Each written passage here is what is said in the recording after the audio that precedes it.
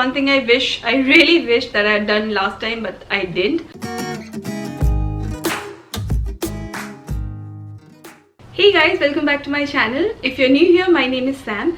I have a son who is almost 2-year-old, and I'm pregnant with my second baby who is due in about 1.5 months, due in July. So I have my list that I've prepared, how to prepare for a newborn, and this is kind of a third trimester checklist that you can complete before you welcome your newborn baby, and to actually avoid that last minute hustle. So without a further ado, let's get started. So the very first thing that comes to my mind is baby car seat. I'm not sure about India, but other countries like Canada and US, it's a mandatory. They won't allow you to take your baby unless you have a car seat set up in your car.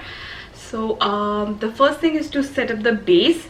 Whenever you buy the car seat, you get the manuals, you have YouTube videos. Nowadays you have every car seat brand have their website, so you can just go and check how to set up the proper car seat as per the instruction and as per the safety standards. So that is the very first thing that you would like to do, because that is the most important thing. Next thing I would say, about 34 or 35 weeks onwards, try and have put a towel in the car seat where you sit.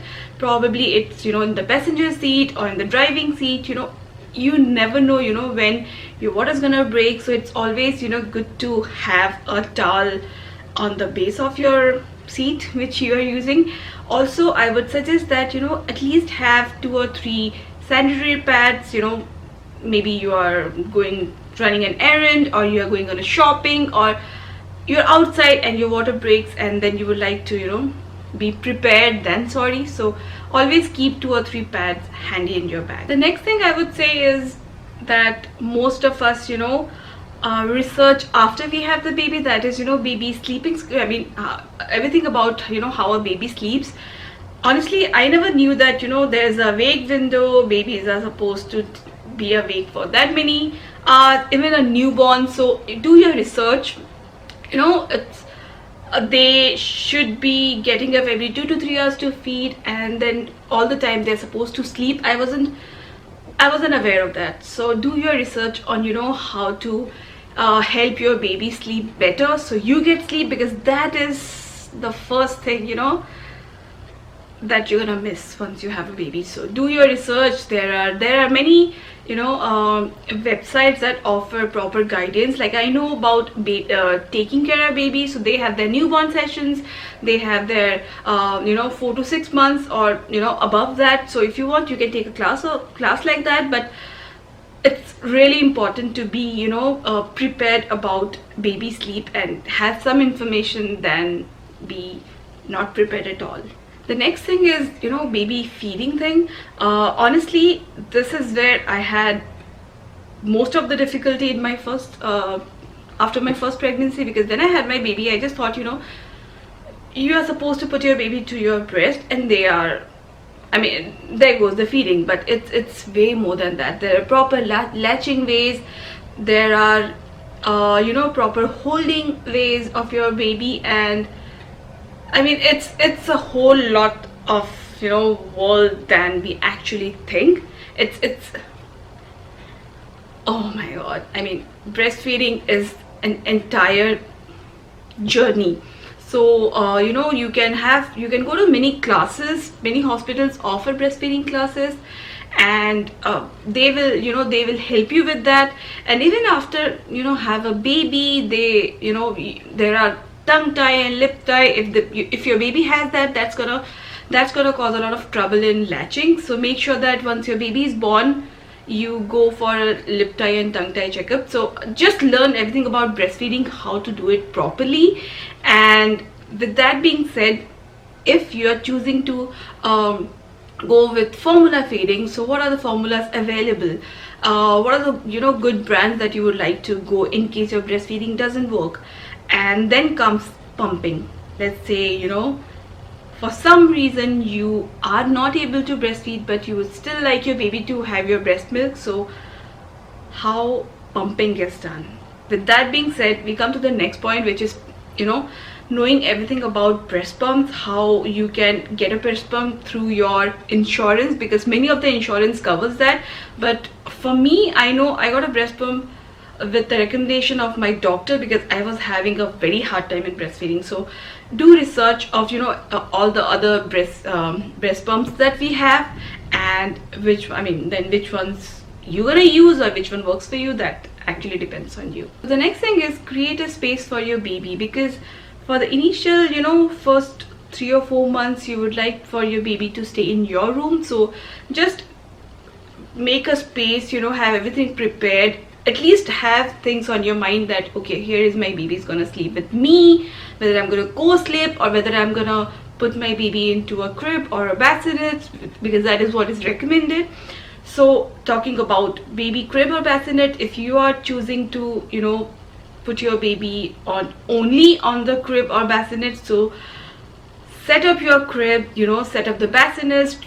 You would like to put that close to your bed, so it is easier for you to assess at the middle of the night, because with the entire sleep deprivation, that is the last thing that you would like to do, is to go to a nursery, like another room, and every time you take him out or take her out, and then it's the entire process. So it's always good to have your newborn in your room, very close by. The next thing I would say is prepare a baby changing station near where you are sleeping, like near your bed, because when you have a newborn, you are in a lot of pain due to delivery and all of it.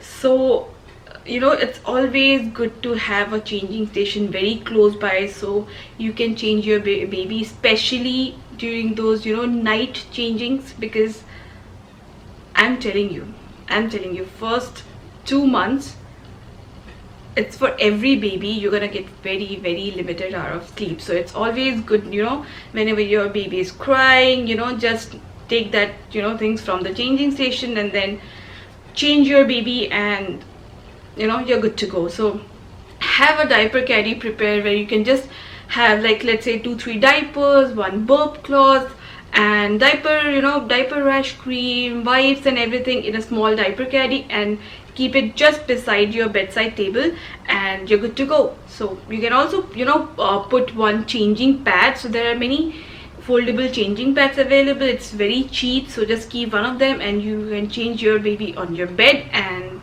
voila. Also, one thing I really wish that I had done last time, but I didn't, is a postpartum station. I really wish I would have done that last time. I didn't, and I really regret that. But this time around, I'm gonna make it. A postpartum station could have a small basket where you can keep your adult diapers, normal pads, some small pads, and perineal spray, and whatever you're gonna use postpartum, everything that you're gonna need for yourself.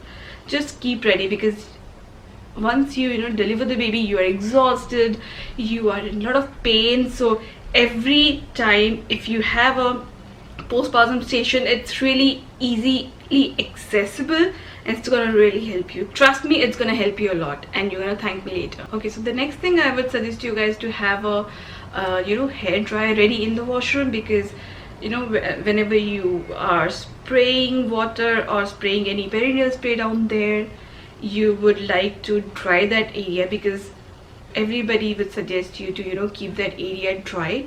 So always have a hand dryer, the hair dryer, and use the very there are 2 modes, right? Use the cold one. So yeah, that is one thing that my doctor suggested, so I think that's going to be really helpful. The next thing is wash and organize baby clothes, burp cloths.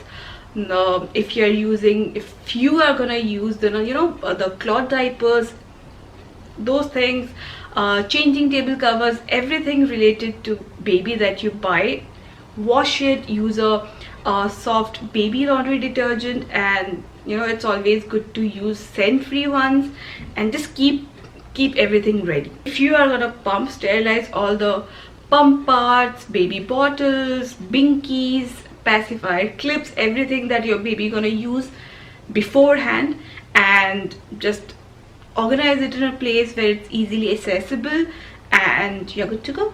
Make sure that you have your hospital bag packed, you have baby's diaper bag packed in advance, because you never know when you're gonna go on labor. So it's always good to have everything packed, your partner's bag, And if you're gonna pick up some of the last minute stuff, so make a list ready for that, and make sure that the list is a place where your partner is aware of it, so in case you go into labor, your partner get back those things. Because with the entire COVID thing, I'm not sure how many times you're supposed to get out of the hospital, so it's actually better to have everything ready with you than feel sorry. If you have an elder kid who's gonna stay with your friend or some of your family member, or any family member are gonna come and watch your kid, make sure that you have a list prepared on the schedule of your baby, and you tell them everything beforehand, what your baby uses, what is his schedule,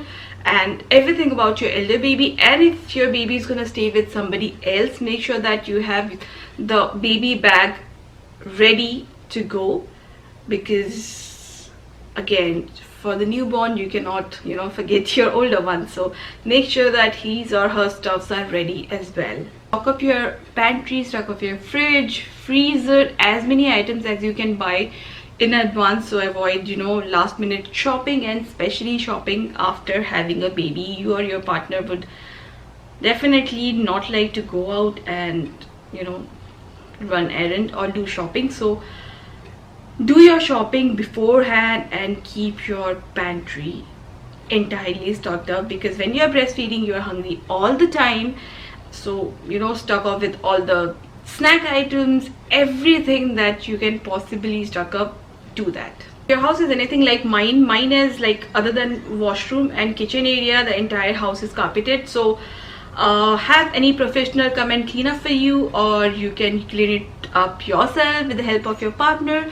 So for our house, I know I'm gonna hire Molly Maid, because that is the company we had services before, and they do great services. So we're gonna call them to clean the entire carpet area, for entire dusting and everything, because I am in no shape or form to do that, and with a toddler even my husband is occupied a lot, so we're gonna hire them for the entire cleaning of our house. That is must needed with a newborn.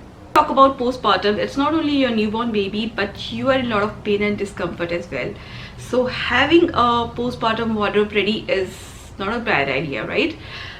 Have some nursing friendly undergarments, some pajamas, some nightgowns, some robes, whatever whatever you think you would be comfortable in and that are breastfeeding friendly. Keep them ready, because all you want is some sleep and some comfort. So that's everything as per my list. I really hope it's useful for you. If you're expecting a newborn, or if it's your second, third baby, you got some inspiration, some input from this video. I really hope this is helpful for you. But personally, I think regardless of how much preparation you do, how much research you do, you're never 100% ready. But still, we got to do what we got to do, right? So guys, I'm gonna see you guys in my next one.